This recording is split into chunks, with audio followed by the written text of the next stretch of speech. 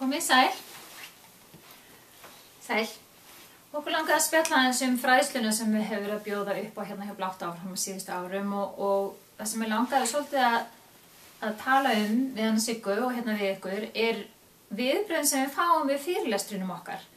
Af því að oft heyrum við að fólk tengir mjög sterkt í það sem við erum að segja og í fyrirlestrinum deilum við aðeins sögu okkar og svo förum við yfir mikið af því efni sem farið mjög djúpt á námskeiðin okkar verndara barna. En Sigga, hvað heldur þú að sé aðalega sem að fólk tengir svona sterkt í úr fyrirlestrinum okkar? Það fyrst og fremst að fólk heyrir okkur segja sögun okkar. Það eiginlega mjög athyglisvert að fólk einhvern veginn fær tækifæri til að horfa á manneskju fyrir framan sig sem hefur orðið fyrir ofbeldinu og hefur lifað af og hefur náð að vinna úr heilmiklu. Þannig að fólk einhvern veginn svona tengja eitthvað svona hræðilega viðbúð við eitthvað sem getur bara staðið svona nokkuð heilbrigði fyrir framan þau og brosað og hann talað um það. Einhvern veginn fólki, það er fyrstu viðbröðum bara vá, það var mjög gott og þægilegt að heyra þeir tala um þetta.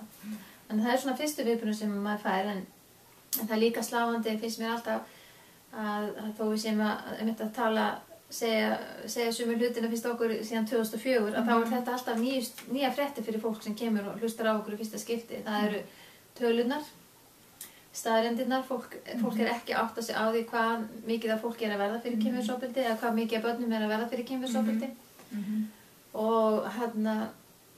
Og einmitt líka að það sé hægt að koma í veg fyrir það. Já, þannig að ég finnst örugglega kannski óþægilegt að standa frammi fyrir okkur sem erum að segja frá frekar alvarlegu ofbeldi. Ég meina þetta var að gerast inn á okkar heimili alla okkar æsku eins og langt á við munum og það að við getum staðið fyrir framan fólk og á heilbrigðan hátt talað um þetta eins og við séum að segja frá kannski veðrinu í gær, kannski finnst fólki það svolítið skrítið. En ég held að við séum líka mjög duglegar að hjálpa fólki að viðurkenna það hvernig því líður þegar það tekur á móti þessum upplýsingum bæði frá okkur og þessum staðreyndum sem við tölum við minnum fólk svo mikið á að fylgjast bæði hvernig því líður þegar það situr í salnum og heyrir þessar upplýsingar vegna þess að það helsta forvörnin að við erum meðvituð hvernig okkur líður og hvernig við bregðumst við. Já, og við finnum það líka að fyrstu viðbrögðin var mikil afneitun. Fólk var svona fannst þessar upplýsingar fólki brá mjög mikið og þetta var svona sláandi upplýsingar en núna þessum árum seinna finnum við að fólk meira orðið auðveldra með að vera bara reitt í salnum að segja bara þetta getur bara ekki verið, þetta bara svona virkilega óþægilegt að upplifa það gætu bara og heldur á ég bara að fara að trúa því að allir gætu verið bara að beita svona ofbeldi, þú gæti verið að tala um mig, svona góðan föður, skilu þannig að fólk farið að fara úr afneitun yfir í reiðina sem segir okkur að við erum með þennan málaflokk að fara úr réttan stað líka. Fólk að taka það inn að við þurfum virkilega að gera meira og meira til þess að vera meira meðvituð að það vera að beita börn kynferðisofbeldi. Og svo það líka þessar dæmisögur sem við komum með. Við komum með dæmisögur úr okkar eigin lífi og hvað hefði hjálpað okkur og svo þetta erum við búin að fá dæmisögur frá þeim börnum sem hafa fengið fræðslu, hafa geta sagt frá, komið í veg fyrir ofbeldið og svo höfum við fengið dæmisögur frá foreldrum sem hafa tekið þessa fræðslu eftir þau hafa setið námskeið á eða fyrirlesturinn okkar.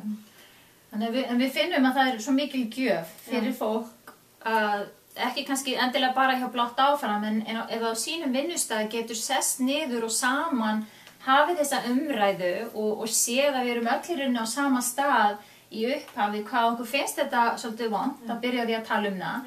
En við Sigga tölum það við séum tungumálakennarar og ekki bara það, heldur líka hvernig okkur líður með það að tala um þessu hluti og notum orðin og þannig að við vitum að það er ákveðið ferðalag sem hefst eftir það kemur og við gefum fólki leyfi til þess að virkilega tjá sig það hvernig þeim líður og meðan það að hlusta á bæði okkar sögu og þessar dæmisögur sem við höfum og allar þessar sögur frá fólki sem hefur leitað til okkar í gegnum árin.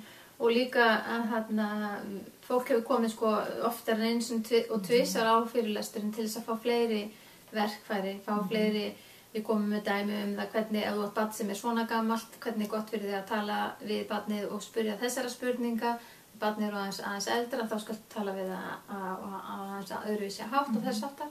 Þannig að við finnum það líka, já, þegar við erum að halda fyrirlesturana að fólki vill fá einhvern veginn meira í hendurnar til þess að geta komið í veg fyrir þetta og þegar fólk svo fyrir að stað þá finnst þetta mjög erfitt. Einmitt, hvaða orð á ég að segja og í hvernig aðstæðum á ég að setjast niður með barninu mínu og ræða þetta.